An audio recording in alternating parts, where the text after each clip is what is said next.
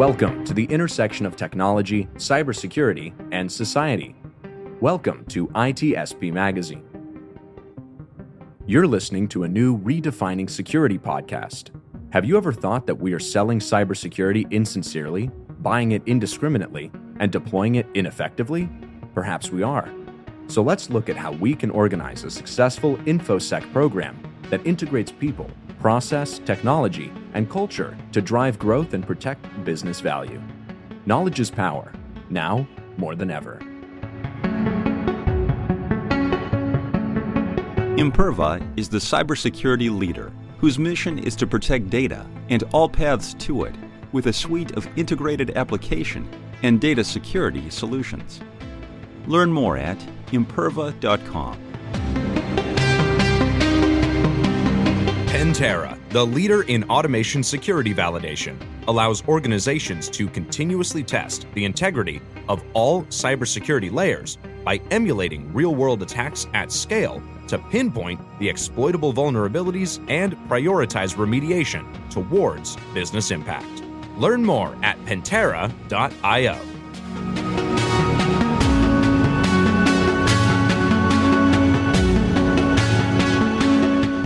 Hello everybody, you're very welcome to a new episode of Redefining Cybersecurity here on ITSP Magazine.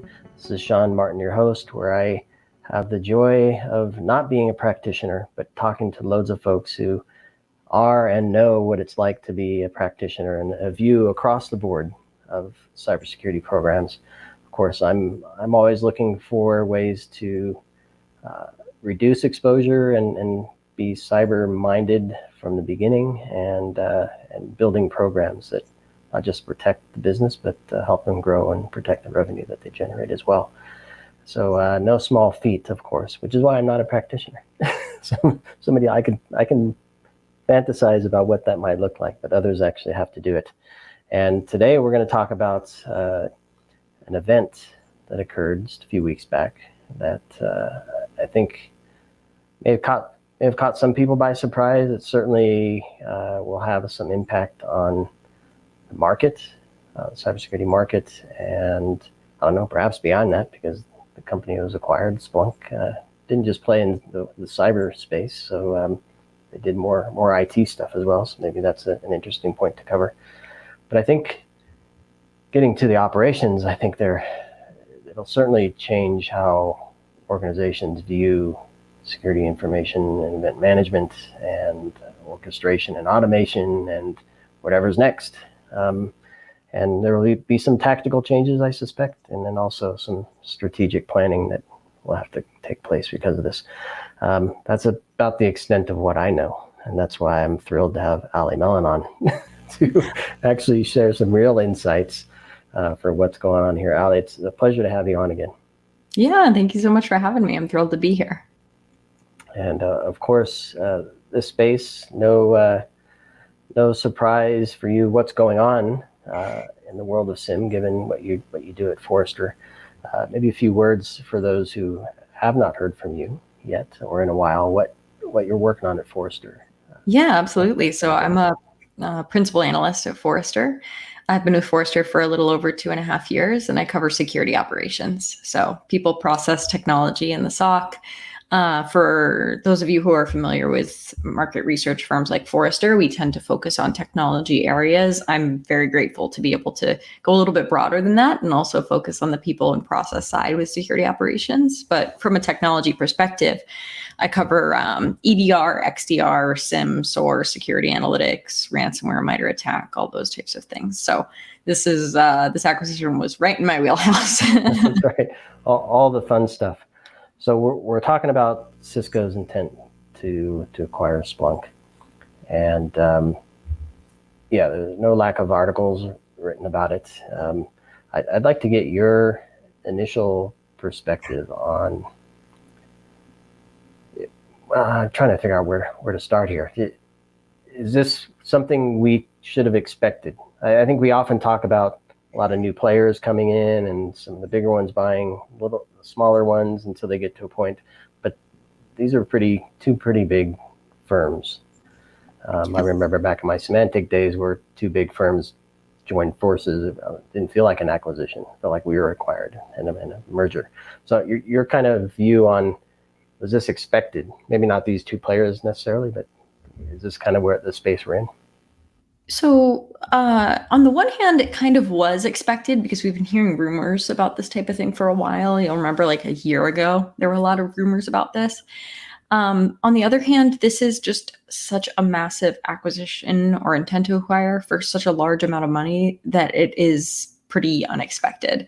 It's also, I think, for many Splunk customers was pretty unexpected, just given how Splunk just has a unique hold on the community and on their users. And there are so many of their users that just love the technology and love the product that I don't think they were necessarily prepared or understood that that was the next step for Splunk, or that it didn't seem like a natural or normal next step for Splunk. But it's definitely causing a lot of changes within the industry. And from the standpoint of what Cisco was needing in their security portfolio, it does make a bit of sense. We've seen many of the XDR vendors on the market looking to acquire or build their own capabilities around SIEM replacement or log management to some extent. And so this is Cisco's answer to that, even though it's a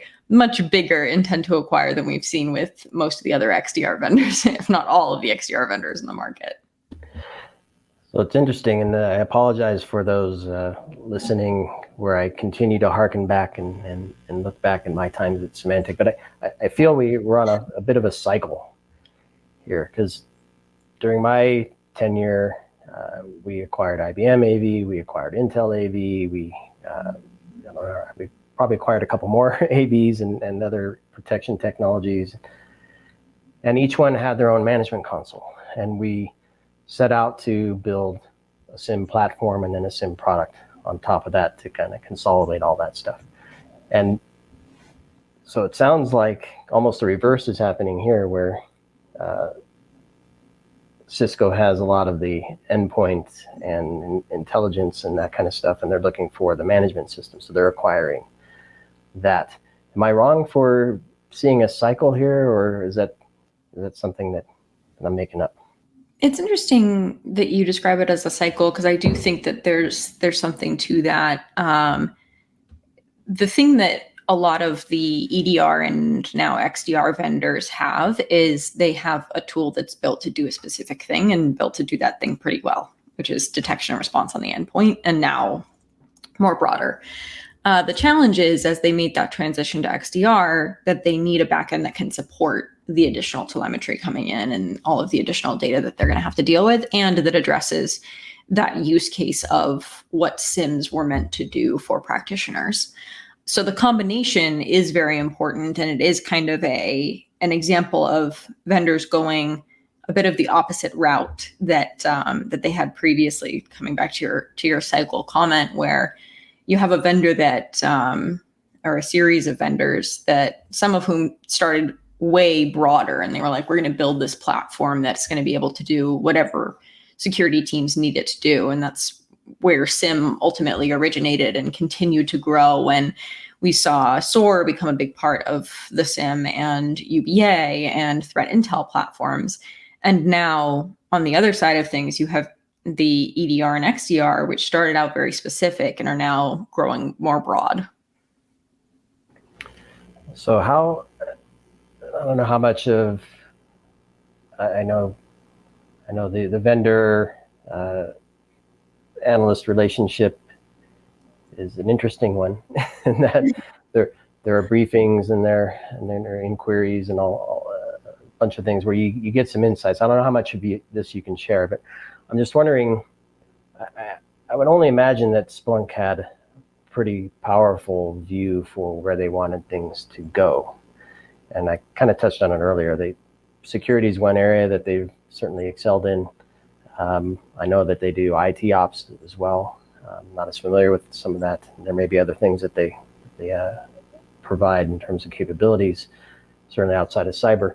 I'm just wondering, did they have a vision now that is impacted?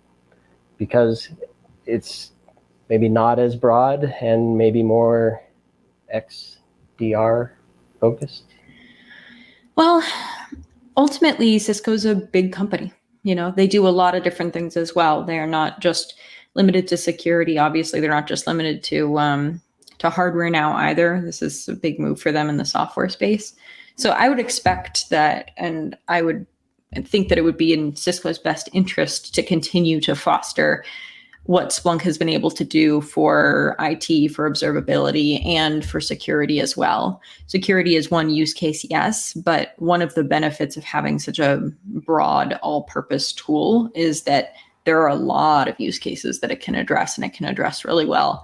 So I don't have anything that I can share about Cisco's planned next steps or anything like that with the acquisition or what Splunk plans to do in the next 12 months, but I would think that if they were planning well, then they would focus on making sure that both of those audiences continue to have the product that they need and continue to have the capabilities they need to thrive. Yeah. So there's the whole continuing to build the product and then the future of that, and then there's the supporting the customers and. I don't know, I think there's some concern from the Splunk community, twofold. One you touched on, which is they're a very strong, tight-knit community. I won't say cult-like, but I kind of just think it. But I mean, they're very passionate about using that tool in the community, using it. But then there's the support side of it. So how well transitions take place. And I'm talking everything from procurement to customer service to patches to whatever it might be. The real question I'm trying to get to is, do we see a disruption in security operations? Because teams might pause in further investments in the platform to do something new next year because they want to hold until they see what comes to fruition here. So less about the intricacies of Cisco supporting Splunk and Splunk getting what they need from Cisco and the customers in that, but more of a programmatic view of security programs, the impact that we might see there. Yes, the 100%. You are right on with that. The interesting, or one of the interesting parts about this for me is I've had a lot of conversations about Splunk in the time that I've been at Forrester. Just as you mentioned, they have a big community that's like a fan base almost for the product. I've also gotten so many complaints and questions about how do we reduce costs with Splunk. There's two main issues that customers of Splunk's run into, right? It's the cost of the offering, which it tends to get out of control pretty easily, and a lack of innovation from Splunk over the last few years. That's been their two challenges and the two things that they really needed to figure out and still haven't gotten to the point where they've been able to figure out how to resolve those two issues consistently. And so ultimately, just given that there has been so much work from security teams to try to figure out how can we reduce costs, what's our best alternative to this, this acquisition, this intent to acquire, is a signal for those teams.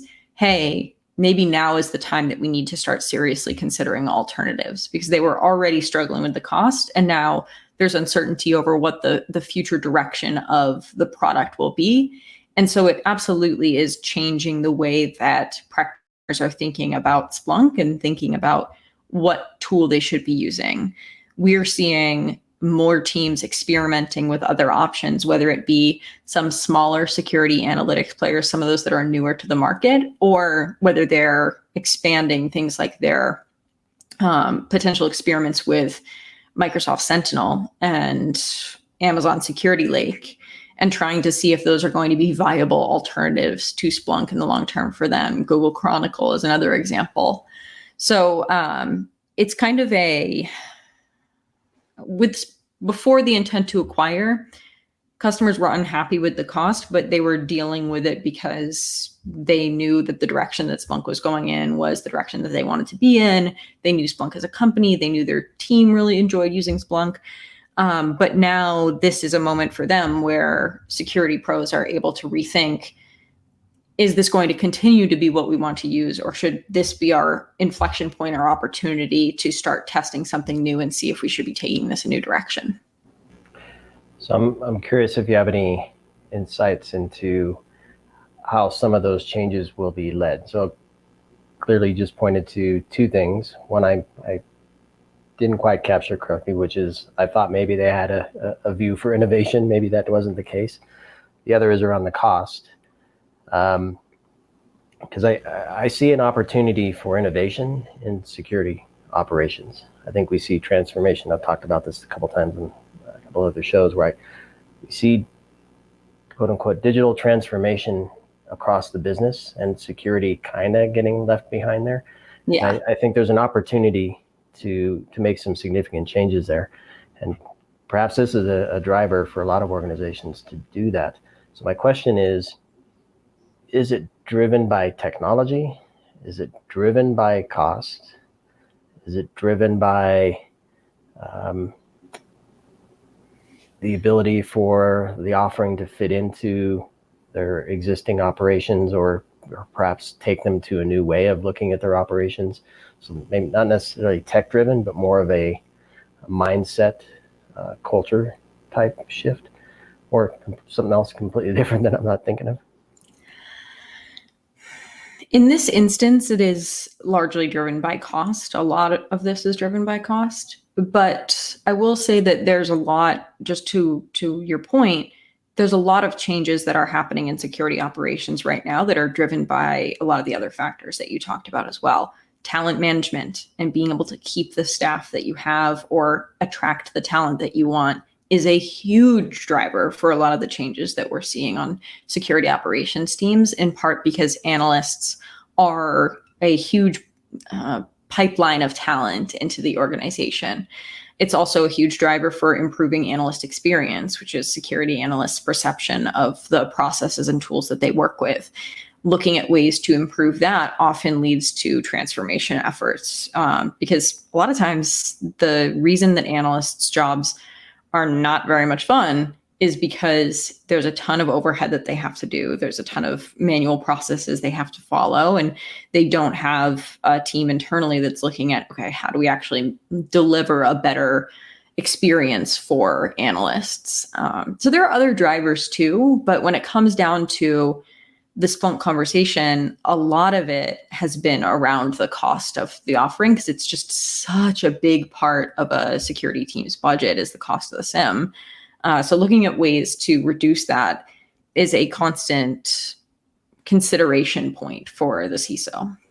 Now, is it, from a cost perspective, I can imagine it's the amount, but is there an element of unpredictability as well?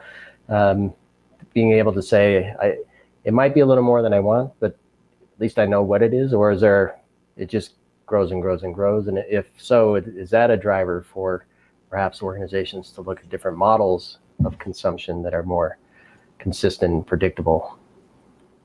It depends a lot on the pricing model that's being used. If it's ingest based, then typically if you've been using the SIEM for a few years, you have an understanding of what it's going to be and you have strategies to reduce the cost. Some of those are becoming more difficult, especially with the move to the cloud, needing to have your Splunk instance in a particular cloud or face export costs for removing some of that data, those types of issues.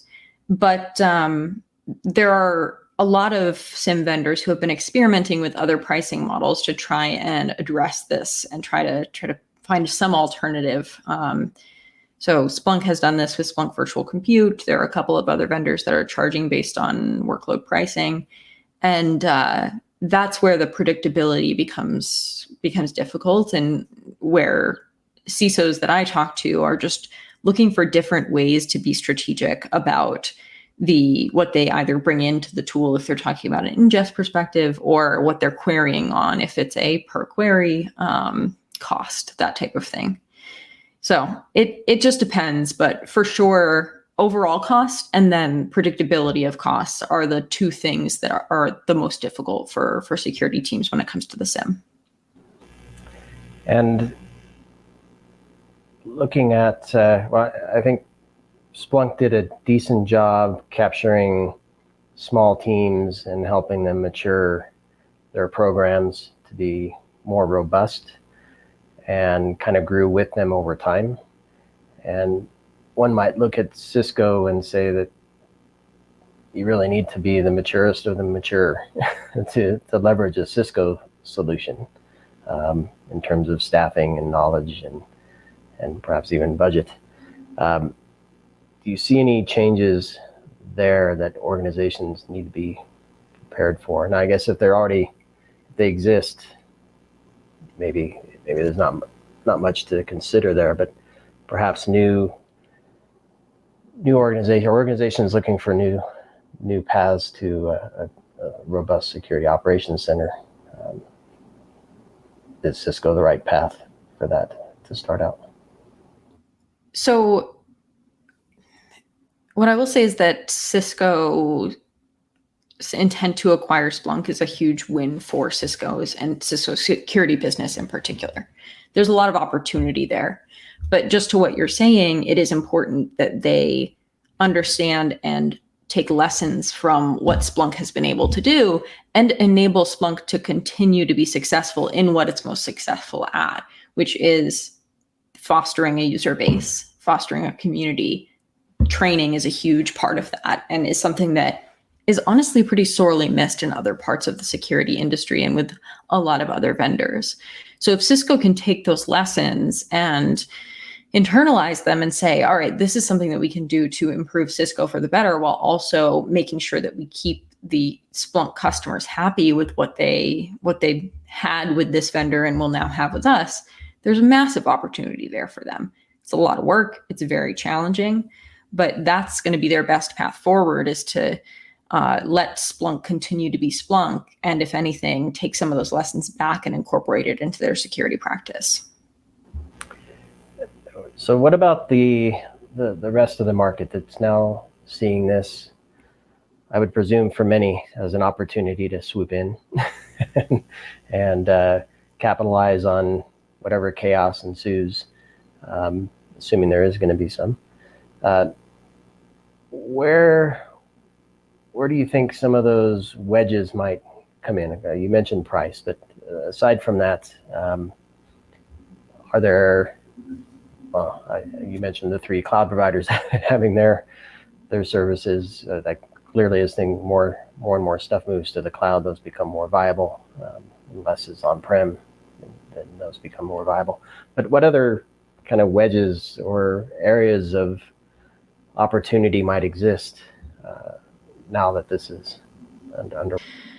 So there's a couple of angles here, right? One of the reasons that this is such an important inflection point for the SIEM market as a whole is because of how much Splunk is used within most organizations and most security organizations as well. So ultimately what this represents is an opportunity for a lot of the other security analytics and SIEM vendors to come in and say, okay, we can be that alternative to Splunk, and for that potentially to just start to take place. Now, there's another angle to this, which is what's happening with the XDR market, which is kind of another wedge, to use your term.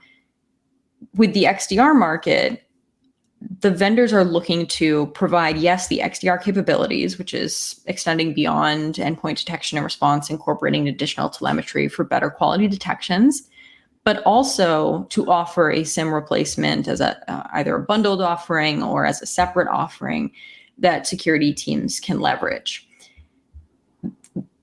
The challenge here is that many of the existing SIEM and log management offerings on the market are not nearly as comprehensive as what Splunk is able to deliver. Now, as part of the XDR vendors and what they're doing to shift the market, they're trying to kind of push away from needing all of those components that we traditionally associate with the SIEM or security analytics platform, whether it's the SOAR side or the UBA or the threat intel platform, incorporating some of those, but trying to really bring it down to bare bones. What do we need to do to accomplish what your SIEM was doing, but at a much lower cost and in a much simpler way? And if they are able to accomplish that, then there's a lot of potential for XDR and log management to come in and serve as a bundled offering that can replace SIEM and then also, of course, replace EDR, because that's the next phase for EDR is XDR. And to have a lot of cost savings through that. So that's going to be the other thing that Splunk, Cisco, and all of the security analytics platform vendors have to contend with is, all right, now XDR vendors are saying this is our opportunity to take away some of that SIEM budget and to replace the SIEM in some instances. Let's see what damage we can do here to go beyond what we were able to get originally with EDR. And it may be my naive view, but latching SIEM, and I know it's not exclusive, but latching SIEM onto EDR, XDR, to me, kind of contracts some of what I envision, the grand vision for SIEM to be, and what I think SOAR was also trying to be. So I'm wondering if this shift kind of limits our ability to build a much broader security operations, and building one that's more focused on the endpoint and response. I'm thinking things like fraud and fraud primarily, that probably has very little to do with the endpoint, but could be a huge piece of SIEM SOAR capability in a business. So are we moving away from the vision of SIEM with this, perhaps, or is there a split and we have a SIEM that's focused back on the endpoint again, and then another SIEM that continues to be broad in scope? How do you see it? Well, on the XDR side, many of the XDR vendors are building out detection and response capabilities around the cloud and around SaaS applications, those types of things, and identity. So they're looking to address some of those use cases and move broader than the endpoint. Now, the log management side is where what you're talking about comes into play. And any custom use cases, any work that needs to be done, potentially on the IT side too, can be done within that tool. The only issue is that for most of the XDR vendors, the implementation is not nearly as robust as something like Splunk, which we were talking about. And so there is a question of whether or not XDR vendors will actually be able to fulfill all the needs that security teams need with their SIEM or with their IT operations platform. And it's not going to replace every SIEM in the world, this kind of bundled offering, and it's not going to be able to, certainly not going to be able to handle the IT side and what teams are expecting from an IT operations standpoint.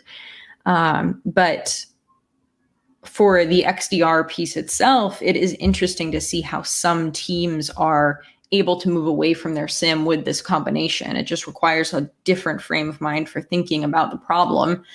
Like I said, it's not going to work for everyone, but it'll be interesting to see how much of the market is willing to move towards that kind of model just because they don't want to deal with having a SIEM anymore, or if we're going to see a lot of movement into things like federated search and federated access of data wherever that data resides, which is another key theme that I'm seeing a lot and a lot of interest in from clients.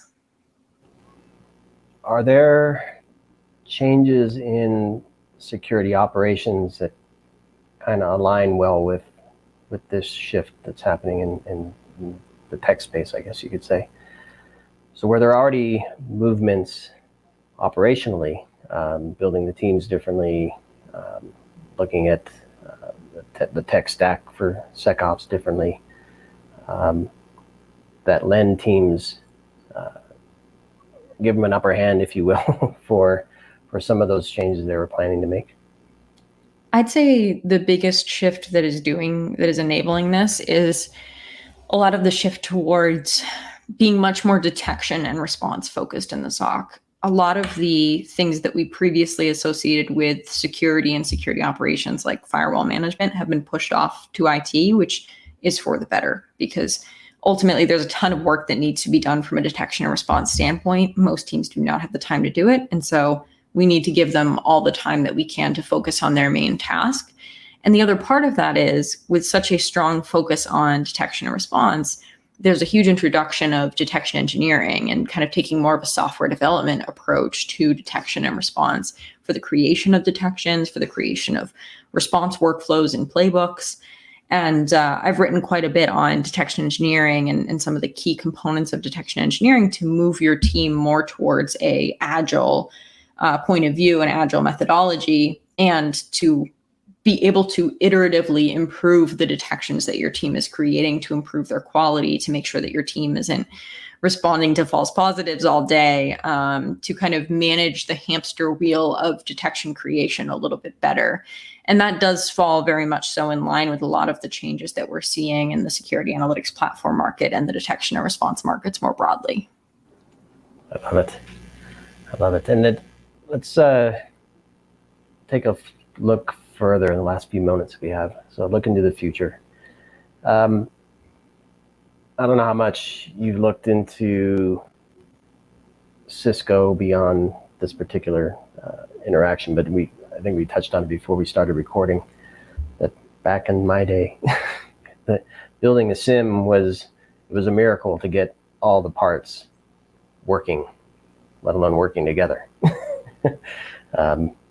And I feel that we've kind of crossed that chasm with the current SIEMs and SOARs, where stuff works and the real effort and innovation comes in building a good team and building good processes around the technologies. How does the future look for SIEM with respect to technology, people and process, and then maybe that in general, but then perhaps a slice of that view with respect to Cisco and how they might actually move things forward faster than if this was to be done without the acquisition. If that future was to be achieved without the acquisition. Yeah. So I do think that the shift to the cloud has a lot to do with this, and the shift of security analytics platforms and SIEMs being cloud hosted or cloud native in some cases, that has given a lot more freedom to security teams, security operations teams in particular, to focus on detection and response and to prioritize detection and response. There's still some challenges always around configuration and getting things right and making sure all the switches are flipped, all of that. But overall, it's an opportunity from my standpoint to spend more time on the detection and response aspects, which is what's freeing up the ability to do the detection engineering work and to learn that as a discipline. The other factor here that's very important is it also gives us more time to focus on security as a practice and as a discipline, as opposed to just being focused on understanding tools really well. Because so much of a security practitioner's career is being an expert in a particular tool, being an expert in Splunk or in whatever EDR or whatever network analysis and visibility tool of choice. It's on all of the requirements when you look at different roles that you could take on is, oh, well, do you have experience in this tool or that tool? And very rarely do we see security professionals who have a program in place where they can learn security practices and what being a practitioner is really about, which is the discipline of doing security well at a security analyst level or incident responder level, threat hunter, et cetera. So to me, there's a big opportunity for vendors to support that more, and for some of the training that we're seeing in the market to be way more focused around not just the tool itself, but also how are we making sure that security professionals have a set of agreed upon best practices for how security should be approached? And how are we making sure that they're getting that training and getting that knowledge? One of the most fundamental things that I see on a regular basis from CISOs is that they want to make sure that the products that their teams are using have training and that the training is good. That's a key requirement whenever CISOs are looking at new security technologies. And to be able to incorporate that into your onboarding process and into your security program, all of that training on both the product and more broadly on being a security professional and what that means and what a specific role entails and the methodology around that role, there's so much value to be added there so that we can really start to dig into the problems themselves instead of just, okay, how do we get the tool to work properly? I so love that we landed on the human. Always. It's so easy to get caught up in all the tech and all the other stuff and forget that we actually need the people to run this stuff. And so I'm thrilled you landed there. And I know you're constantly looking at this space and everything up and down, left and right. Any final thoughts on this particular topic or other things you're working on that are connected to it that you think folks would be interested in? I think the only other thing that I want to highlight, which we touched on earlier, is one of the biggest priorities that I have at Forrester is analyst experience, not me analyst, but SOC analyst. So what is their perception of the tools, technologies, and processes that they're working with, and how can we look for ways to improve those? So I'd highly recommend anybody, doesn't matter your role, whoever's listening, think about ways that within your role in security, you can improve the security analyst experience to make sure that they are succeeding in their careers, that they feel fulfilled in their role, that they want to stay in this profession. Because my big concern is we have a ton of people who are really interested in getting into the field, but once you do, it's very hard to want to stay in it. We see a lot of burnout after 3 to 5 years. So look for ways that, especially for newer security analysts, you can improve their experience if you're a product manager working on a tool, or if you're a CISO managing a team. There's always ways that you can look to improve analyst experience. And feel free to reach out to me if you have any questions about that. I'm always happy to talk about it. I love it. And I'll just say, perhaps the price tag being a little higher for a better experience has been worth it. Who knows? Only the SOC analysts know the answer to that question. Very true. But, yeah, Allie, a pleasure chatting with you as always. Thank you for your insights and letting me pretend that I know a few things. And hopefully everybody finds this useful. I think there's no question there's going to be shifts in the market, and those shifts will impact what options are available, which then impact our teams, which then impact our humans. So hopefully we get ahead of this and manage it proactively so we keep those folks happy and we keep our programs running smoothly. And I encourage everybody to connect with Allie and read her research and share your insights with her so she can continue to gain better insights on the market and what's going on there. So thanks everybody for listening. Be sure to subscribe and share. Thanks Allie for joining me, and hope to see you again soon. Thanks so much for having me.